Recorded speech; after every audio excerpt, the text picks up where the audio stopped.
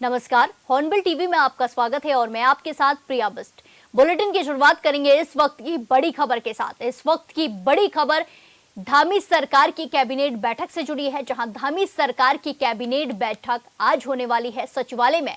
दोपहर 1 बजे से कैबिनेट की बैठक होगी। बैठक में कई अहम फैसलों पर मुहर लग सकती है, निर्णय लिए जा सकते हैं। 1 दर्जन से अधिक प्रस्ताव पर लग सकती है मुहर।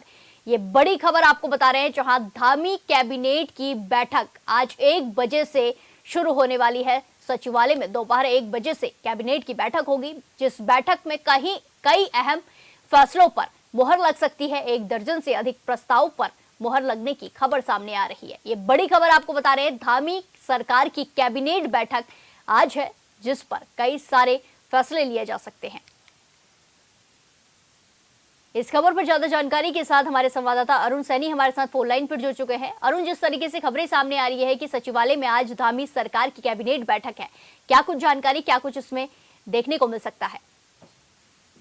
जी, बिल्कुल आज मंत्रिमंडल की बैठक हो रही है, जिसकी अध्यक्षता मुख्यमंत्री राज्य सचिवालय में 12 बजे शुरू होगी और जो है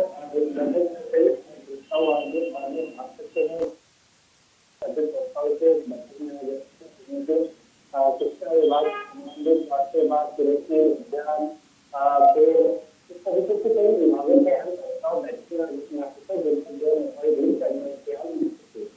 जी, धन्यवाद अरुण, हमारे साथ जानकारी साझा करने के लिए। खबरों में आगे बढ़ते हैं। सीएम धामी आज पुस्तक मेले का उद्घाटन करेंगे। IRDT ऑडिटोरियम पहुंचेंगे सीएम धामी। साहित्य गौरव सम्मान कार्यक्रम में होंगे शामिल। ये बड़ी खबर आपको बता रहे हैं, जहां सीएम धामी आज पुस्तक मेले का उद्घाटन करेंगे। IRDT ऑडिटोरियम पहुंचेंगे सीएम धामी। साहित्य गौरव सम्मान कार्यक्रम में होंगे शामिल। बड़ी खबर आपको बताई जा रही है, सीएम धामी के कार्यक्रम से जुड़ी हुई है, जहां वो पुस्तक मेले का उद्घाटन करने पहुंचेंगे। IRDT ऑडिटोरियम पहुंचेंगे सीएम धामी और साहित्य गौरव सम्मान कार्यक्रम में होंगे शामिल। इस खबर पर ज्यादा जानकारी के साथ हमारे संवाददाता अरुण सैनी से जानकारी साझा करेंगे। अरुण, जिस तरह की खबरें सामने आई हैं कि सीएम धामी पुस्तक मेले का में शिरकत करेंगे और उद्घाटन करेंगे, क्या कुछ जानकारी, क्या कुछ अपडेट?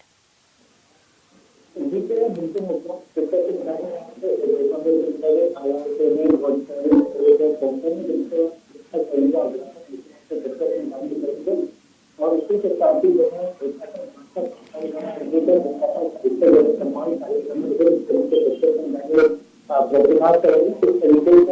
कार्यक्रम आज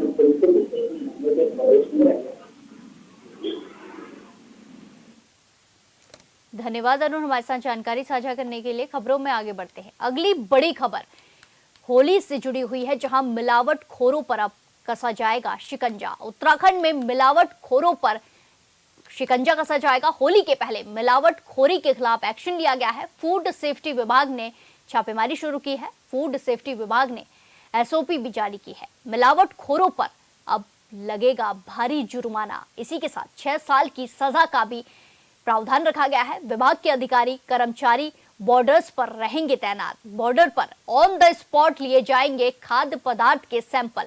विजिलेंस सेल और सर्विलांस के जरिए सख्त मॉनिटरिंग शुरू कर दी गई है। ये बड़ी खबर आपको बता रहे हैं। होली के मद्देनजर अब फूड विभाग भी सतर्क हो गया है, अलर्ट मोड पर आ गया है और मिलावटखोरों पर एक्शन करने में जुट गया है। मिलावटखोरों पर लगेगा भारी जुर्माना और इसी के साथ पकड़े जाने पर 6 साल की सजा का भी प्रावधान किया गया है। 6 साल की सजा हो सकती है, इसी के साथ जुर्माना भी लगा सकता है। विभाग के अधिकारी कर्मचारी बॉर्डर्स पर भी तैनात रहेंगे और बॉर्डर पर ही ऑन द स्पॉट खाद्य पदार्थ के सैंपल की जांच की जाएगी। इस खबर पर ज्यादा जानकारी के साथ हमारे संवाददाता योगेश आर्य हमारे साथ फोन लाइन पर जुड़ चुके हैं। योगेश, जिस तरह की खबरें सामने आई है, होली के मद्देनजर अब खाद्य विभाग भी एक्शन मोड में आ गया है और छापेमारी कर रहा है, कार्रवाई कर रहा है। क्या कुछ जानकारी, क्या कुछ अपडेट? हाँ देखिए, बिल्कुल प्रिया, जिस तरह देखा जाए कि उत्तराखंड में मिलावटखोरों पर शिकंजा कसने के लिए जो फूड सेफ्टी विभाग है उसने SOP जारी कर दी है और अब सख्त रुख अपनाते हुए अब SOP जारी की गई है। तो देखे जाए तो आगामी होली का पर्व है, ईद का पर्व है, साथ ही रमजान की शुरुआत हो चुकी है। ऐसे में जो मिलावटखोरी के खाद्य पदार्थों को जो है बाजार में सप्लाई करते हैं उन पर नकेल कसने के लिए जो है फूड सेफ्टी विभाग ने एक फैसला लिया है, जिसमें बॉर्डर्स पर जो है अब टीम तैनात रहेंगी। साथ ही विजिलेंस टीम और सर्विलांस के जरिए सख्त मॉनिटरिंग की जाएगी। बॉर्डर्स पर ऑन द स्पॉट जो है सैंपल लिए जाएंगे खाद्य पदार्थों के, और उनके खाद्य पदार्थों के सैंपलिंग लेने के साथ ही जो उसमें से रिजल्ट आएगा, अगर उसमें पता लगता है कि मिलावट की गई है तो निश्चित तौर पर वहीं उन पर कार्रवाई की जाएगी। साथ ही साथ जिस तरह से कहा गया है कि 6 साल की सजा होगी, साथ ही भारी जुर्माना यानी कि 5 लाख तक का जुर्माना उन पर लगाया जा सकता है। ऐसे में बड़ा सुरुख अपनाते हुए सरकार के निर्देश पर जो है फूड सेफ्टी विभाग ने ये फैसला लिया है, और अब ऐसे में जो मिलावटखोरी के काम करते हैं उन पर नकेल कसी जाएगी। जी योगेश, जिस तरीके से बात सामने आई है, अलर्ट मोड पर खाद्य विभाग आ गया है, तो ऐसे में कई जगहों पर छापेमारी भी की गई होगी, तो इसमें क्या कुछ ऐसी कुछ खबर आई है कि कोई जो मिलावटखोरों हैं उन पर कोई कार्रवाई की गई है, एक्शन लिया गया है, किसी दुकान पर छापा मारा गया, मिठाई की दुकान पर जहां एक्शन देखने को मिला? देखिए, दूध, दही, मावा और खोया, इन चीजों पर देखा जाए तो ज्यादातर मिलावट होती है। इनकी जो है बाजार में सप्लाई अधिक रहती है, पनीर की सप्लाई अधिक रहती है, और ऐसे में जब दूध कम रहता है तो उसमें सप्लाई ज्यादा क्यों होती है, इस पर जो है जब फूड सेफ्टी इस पर कार्रवाई करती है तो निश्चित तौर पर मिलावट का मामला सामने आता है। उस पर हमेशा फूड सेफ्टी विभाग कार्रवाई करता है, जुर्माने की कार्रवाई की जाती है। लेकिन जिस तरह से अब कहा गया है कि 6 साल की सजा का प्रावधान लेकर आए हैं कि सजा का प्रावधान भी किया जाएगा, तो ऐसे निश्चित तौर पर माना जा रहा है कि आने वाले कल में जो है कहीं ना कहीं इस पर जो है नकेल कसी जाएगी और कहीं ना कहीं मिलावटखोरों के मामले कम आएंगे। लेकिन देखिए, जिस तरह देखा जाए, हाल ही में छापेमारी करने के दौरान देहरादून के कई इलाकों में छापेमारी हुई थी, और वहां से जिस तरह से मिलावट के मामले सामने आए थे, उन पर कार्रवाई की गई थी। निश्चित तौर पर अब जो है बॉर्डर्स पर ये टीम तैनात की गई है। कहा जा रहा है कि बाहर से आने वाले मिलावट के सामानों पर जो है वहीं से सैंपलिंग की जाएगी, और जो भी मिलावटी सामान होगा उस पर सैंपलिंग करने के बाद जो भी उस पर टेस्टिंग रिपोर्ट आएगी उस पर तत्काल कार्रवाई की जाएगी। जी धन्यवाद योगेश, हमारे साथ जानकारी साझा करने के लिए। खबरों में आगे बढ़ते हैं। गाजियाबाद में पर्वतीय प्रवासी जन कल्याण समिति ने उत्तरायणी मकरैण महोत्सव का आयोजन किया। महोत्सव में मुख्यमंत्री पुष्कर सिंह धामी ने भी हिस्सा लिया, जहां उत्तराखंड वासियों ने सीएम धामी का भव्य स्वागत किया। वहीं कार्यक्रम को संबोधित करते हुए सीएम धामी ने कहा कि अयोध्या में भगवान राम के भव्य और दिव्य मंदिर का निर्माण कर देश में एक नए सांस्कृतिक पुनर्जागरण की नींव रखने का काम प्रधानमंत्री मोदी के नेतृत्व में पूरा हुआ है। इसके साथ ही वोकल फॉर लोकल और मेक इन इंडिया जैसी पहल से हमारी स्थानीय अर्थव्यवस्था को भी बढ़ावा मिल रहा है। इससे प्रेरणा लेते हुए देवभूमि उत्तराखंड में सांस्कृतिक विरासत को संरक्षित करने के लिए निरंतर प्रयास किए जा रहे हैं। लोग न केवल हमारे इन उत्पादों की खरीदारी कर सकेंगे, बल्कि जो हमारे बहुत ही स्वादिष्ट पहाड़ी व्यंजन है, विविध और अद्भुत, उसके स्वाद का आनंद भी ले सकेंगे। राष्ट्रीय राजधानी क्षेत्र में उत्तराखंड की समृद्ध संस्कृति और परंपरा को संजीव बनाए रखने के लिए, इस अद्वितीय प्रयास के लिए मैं एक बार फिर से पर्वतीय प्रवासी जन कल्याण समिति की पूरी टीम का हार्दिक अभिनंदन करता हूं। और उन्होंने मुझे भी आप सबके बीच में आने का अवसर दिया, मुझे बुलाया, उसके लिए भी मैं पूरी समिति का धन्यवाद करता हूं। आदरणीय भाइयों बहनों, हम सभी जानते हैं प्रधानमंत्री जी के नेतृत्व में आज पूरे भारत के अंदर विकास भी और विरासत भी इस उद्घोष के साथ, जहां एक और अभूतपूर्व रूप से विकास के कार्य करवाए जा रहे हैं, वहीं दूसरी ओर आज देश के जो हमारे बड़े धार्मिक स्थल हैं, चाहे वो काशी विश्वनाथ कॉरिडोर हो, उज्जैन में महाकाल लोक हो, एवं अयोध्या में जहां भगवान राम पैदा हुए और हम सब लंबे समय से कई पीढ़ियां इस प्रतीक्षा में थी कि जहां भगवान राम पैदा हुए वहां उनका भव्य और दिव्य मंदिर बनना चाहिए। माननीय प्रधानमंत्री मोदी जी के नेतृत्व में अयोध्या में भगवान का भव्य और दिव्य मंदिर बनकर देश में एक नए सांस्कृतिक पुनर्जागरण की नींव रखने का काम आदरणीय प्रधानमंत्री नेतृत्व में संपन्न हुआ है। इसके साथ ही लोकल फॉर वोकल और मेक इन इंडिया जैसी पहलों के माध्यम से हमारी जो स्थानीय अर्थव्यवस्था है, उस स्थानीय अर्थव्यवस्था को भी प्रोत्साहित किया जा रहा है। इसी से प्रेरणा लेकर देवभूमि उत्तराखंड में भी विकास के साथ साथ सांस्कृतिक धरोहरों के संरक्षण के लिए भी निरंतर प्रयास किए जा रहे हैं। आज जहां एक और प्रदेश में शिक्षा, स्वास्थ्य, सड़क, पेयजल, रेल और हवाई कनेक्टिविटी के साथ ही जो प्रमुख रूप से इंफ्रास्ट्रक्चर है उनको लगातार मजबूती प्रदान की जा रही है, वहीं श्री केदारनाथ जी में नवनिर्माण और पुनर्निर्माण का कार्य, भगवान बद्री विशाल का मास्टर प्लान के साथ ही हमारे चारों धामों में ऑल वेदर रोडों को पहुंचाना हो, हवाई कनेक्टिविटी से उनका जोड़ना हो, यात्रा को व्यवस्थित करना हो, और वहीं मानसखंड में स्थित हमारे जितने पौराणिक मंदिर हैं उन पौराणिक मंदिरों को मानसखंड मंदिर माला मिशन के अंतर्गत एक दूसरे से जोड़ने, एक सर्किट के रूप में उनके नवनिर्माण और पुनर्निर्माण का कार्य तेजी से किया जा रहा है। इसके साथ ही हमने आने वाले समय में 2027 में अभी प्रयागराज में कुंभ संपन्न हुआ है, महाकुंभ संपन्न हुआ है। 2027 में देवभूमि उत्तराखंड हरिद्वार में कुंभ का आयोजन हो रहा है। भाइयों बहनों, उसके निमित्त हरिद्वार और ऋषिकेश में गंगा कॉरिडोर बनाने का काम अब तेजी से आगे बढ़ रहा है। वहीं मां पूर्णागिरी के धाम शारदा नदी के तट पर मां शारदा का रिवर फ्रंट बनाने का काम भी, शारदा कॉरिडोर बनाने का काम भी हम आगे बढ़ा रहे हैं। इन कार्यों के साथ साथ देवभूमि उत्तराखंड में सरकार के द्वारा होम स्टे योजना, लखपति दीदी योजना और सौर स्वरोजगार योजना जैसी अनेक योजनाओं के माध्यम से आज स्वरोजगार को बढ़ावा देने का कार्य भी किया जा रहा है। इतना ही नहीं, हमारी सरकार के द्वारा एक जनपद दो उत्पाद इस योजना के अंतर्गत और हाउस ऑफ हिमालयाज ब्रांड के माध्यम से स्थानीय आजीविका को आगे बढ़ाने का प्रयास किया जा रहा है। और हमारी जो मातृशक्ति है देवभूमि उत्तराखंड में, उनके अंदर कौशल और परिश्रम की कोई कमी नहीं है। और मैं बताऊं कि पिछले सालों में अनेक प्रयासों के द्वारा हमारी उत्तराखंड की बहनों ने जो प्रयास किए हैं उसका परिणाम आया है। और पिछले वर्षों में 1 लाख लखपति दीदियां देवभूमि उत्तराखंड के अंदर बन गई हैं। वहीं मैं हाउस ऑफ हिमालय ब्रांड की बात करूं तो हाउस ऑफ हिमालय ब्रांड जिसका शुभारंभ हमारे प्रधानमंत्री आदरणीय मोदी जी के हाथों से 2023 में हुआ था, उसमें अनेक प्रकार के उत्पाद, सिलाई के, कढ़ाई के, बुनाई के, खाने के अनेक प्रकार के उत्पादों का निर्माण कार्य किया जा रहा है। वो उत्पाद इतने अच्छे हैं कि उनकी मांग आज देश और दुनिया के अंदर लगातार बढ़ती जा रही है।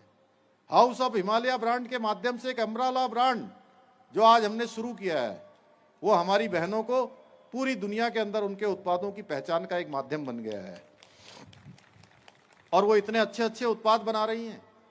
सच में आप सब भी बहुत सारे उत्पाद अगर ठीक से उसको देखेंगे, उपयोग में लाएंगे, तो आपको बहुत बार ऐसा लगेगा कि जो बड़ी बड़ी मल्टीनेशनल कंपनियां हैं, बहुराष्ट्रीय कंपनियां हैं, उन बहुराष्ट्रीय कंपनियों को भी हमारे ये उत्पाद हमारी बहनों के द्वारा बनाए हुए उनको भी बहुत पीछे छोड़ते हैं। मंगलौर कोतवाली के लंडौरा में 28 फरवरी को हुए गोलीकांड का पुलिस ने खुलासा कर दिया है। इस वारदात में शामिल 3 बदमाश गिरफ्तार कर लिए गए हैं, जिनमें से एक मुठभेड़ के दौरान गोली लगने से घायल हो गया। पुलिस के मुताबिक पैसे के लेन देन को लेकर हुए विवाद में बदमाशों ने इकराम और ताजिम नाम के 2 भाइयों पर फायरिंग कर दी थी, जिसमें इकराम की मौत हो गई थी। घटना के बाद से पुलिस लगातार आरोपियों की तलाश में जुटी हुई थी। 2 मार्च को आधी रात पुलिस चेकिंग के दौरान संदिग्ध बाइक सवारों को रोकने की कोशिश की गई तो बदमाशों ने फायरिंग कर दी। पुलिस ने जवाबी कार्रवाई में एक बदमाश को घायल कर दिया और भाग रहे 2 अन्य को घेराबंदी कर दबोच लिया।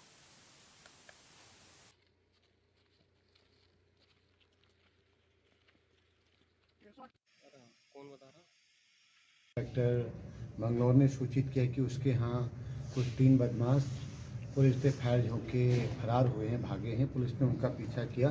पीछा करने पर एक बदमाश ने इन पर पुलिस को टारगेट करके फायर किया, तो पुलिस ने भी जवाबी फायर किया, जिसमें उसके पैर में गोली लगी, उसको यहाँ लाया गया। तो प्रथम दृष्टया जो सूचना प्राप्त हुई 2 दिन पहले 28 तारीख को मंगलौर थाना क्षेत्र के लंडोरा चौकी में 2 लोगों पर, ये 3-4 लोगों ने जिनका नाम FIR में दर्ज है, उन्होंने फायर किया था, जिसमें एक व्यक्ति की हॉस्पिटल ले जाते समय डेथ हो गई। तो उसके तुरंत बाद वो जो नेम्ड लोग थे जिन्होंने उन पर अटैक किया था, उनको लेकर, उनके अरेस्टिंग को लेकर के 2-3 टीमें बनाई थी। टीमें लगातार उनके खोजबीन कर रही थी। तो आज जैसे चेकिंग के दौरान जब एक संदिग्ध बाइक, जो समय ने घटनाक्रम बताया, पुलिस पे को देख करके भागी और पुलिस पे फायर झोंका, तो पुलिस ने भी जवाबी फायर किया है, जिसमें एक व्यक्ति घायल हुआ, जिसको हॉस्पिटल एडमिट किया, और 2 लोग फरार थे। तो अभी मुझे सूचना प्राप्त हुई है कि उनको भी गन्ने के खेतों से अरेस्ट कर। राजधानी देहरादून में काफी संख्या में स्थानीय नागरिकों और पर्यावरण प्रेमियों ने मार्च निकाला।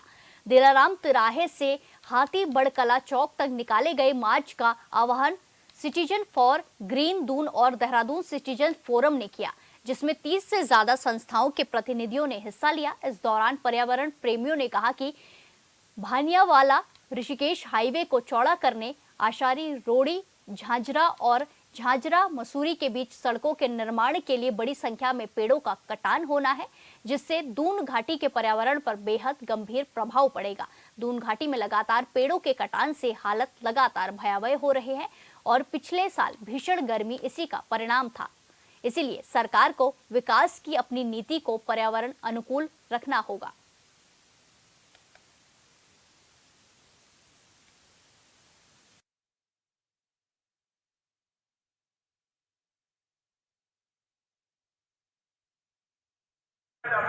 इस समय ये खाली बात देहरादून दून घाटी की ही नहीं है, बल्कि पूरे उत्तराखंड राज्य की है। आज जो चाहे वो सड़क चौड़ीकरण की बात हो, चाहे कंक्रीटीकरण की बात हो, चाहे विकास के मॉडल की बात हो, इन सभी पहलुओं को लेकर जो आम जनमानस है वो बहुत ज़्यादा घबराया हुआ है, वो निराश भी है, वो चिंतित भी है। और इन्हीं सभी भाव और भावनाओं को लेकर आज यहाँ पर देहरादून शहर में लोग सड़कों पर उमड़े हैं।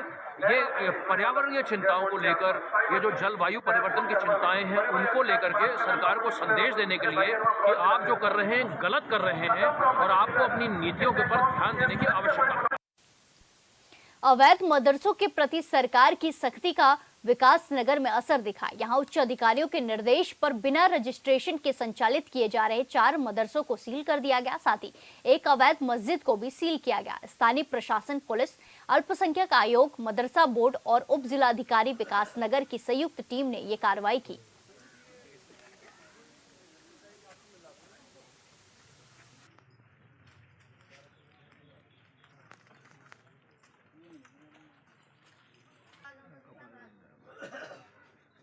जिलाधिकारी महोदय का एक आदेश प्राप्त हुआ था कि अल्पसंख्यक विभाग द्वारा जो संचालित मदरसे हैं, जो अपंजीकृत मदरसे हैं, उनके द्वारा उनको अल्पसंख्यक विभाग के द्वारा सीलिंग की कार्रवाई की जाएगी। तो आज ये अल्पसंख्यक विभाग के साथ एक चेकिंग की गई। तो यहाँ पे 4 मदरसे, 2 ढकरानी क्षेत्र में और 2 नवाबगढ़ क्षेत्र में जो अपंजीकृत रूप से चल रहे थे, उनको सील किया गया।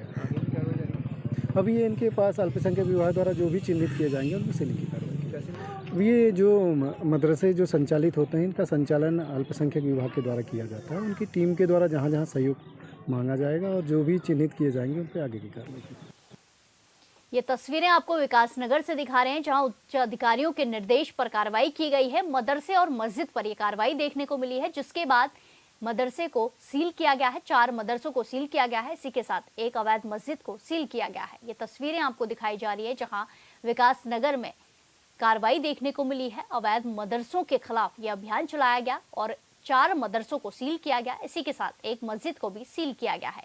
ये बड़ी खबर आपको बताई जा रही है, जिसमें उच्च अधिकारियों के निर्देश पर यह कार्रवाई की गई है, एक्शन लिया गया है और 4 मदरसों को सील किया गया। इसी के साथ एक अवैध मस्जिद को भी सील कर दिया गया है। ये तस्वीरें आपको दिखाई जा रही है। खबर आपको विकास नगर से हम बता रहे हैं, जहां अवैध मदरसों के खिलाफ अभियान चलाया गया और 4 अवैध मदरसों पर सील लगा दी गई है। इसी के साथ एक मस्जिद को भी सील कर दिया गया है। ये बड़ी खबर आपको बताई जा रही है, जहां पुलिस ने अभियान चलाया और 4 मदरसों समेत एक मस्जिद को सील कर दिया गया है। ये बड़ी खबर आपको बता रहे हैं विकासनगर से जुड़ी है, जहां अवैध मदरसों के खिलाफ कार्रवाई देखने को मिली। छापेमारी की गई, जिसके बाद अवैध मदरसे के खिलाफ ये एक्शन लिया गया है। अवैध मदरसे को 4 अवैध मदरसों को सील किया गया, इसी के साथ एक मस्जिद को भी सील किया गया है। ये खबर आपको बता रहे हैं विकासनगर से, जहां 4 मदरसों को सील किया गया है, इसी के साथ मस्जिद को भी सील किया गया है। लगातार बढ़ते अवैध मदरसों पर यह कार्रवाई की गई है, जिसके चलते 4 मदरसे सील किए गए और एक मस्जिद को भी सील किया गया। उच्च अधिकारियों के निर्देश पर यह कार्रवाई की गई है।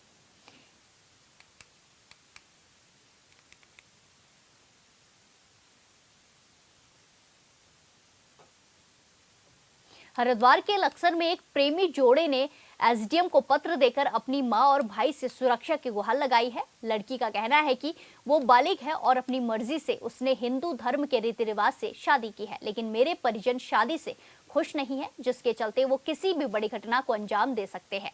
इस मामले में उन्होंने उच्च अधिकारियों को भी कई बार पत्र दिया है। वहीं लक्सर उप जिलाधिकारी सौरभ असवाल ने कहा कि प्रेमी जोड़े की शिकायत का संज्ञान लेते हुए मामले में पुलिस को जांच के आदेश दिए हैं।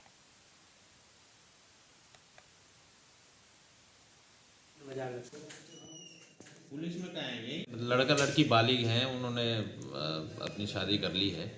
अब उनके घर वाले तैयार नहीं हो रहे, तो उसके संबंध में आए थे, तो पुलिस को लिखा गया है उसके संबंध में। कोर्ट मैरिज कर लिया और हमारे परिवार वाले मान नहीं रहे, तो हम इसलिए एसडीएम के सामने पेश होने आए थे, ताकि हमारे घर वाले हमें परेशान ना करें। हमने कोर्ट मैरिज कर ली थी और हमारे घर वाले नहीं मान रहे थे, तो हमें एसडीएम के पास पेश होना पड़ा, जिससे कि हमारे घर वाले हमें परेशान ना करें और हम अच्छे से रह रहे हैं और हमें किसी प्रकार की कोई दिक्कत परेशानी नहीं है और हम चाहते हैं कि हमारे घर वाले भी खुश रहें और हमारी शादी को भी अच्छे से। इस बुलेटिन में फिलहाल के लिए इतना ही। बाकी तमाम खबरों के लिए देखते रहिए हॉर्नबिल टीवी। नमस्कार।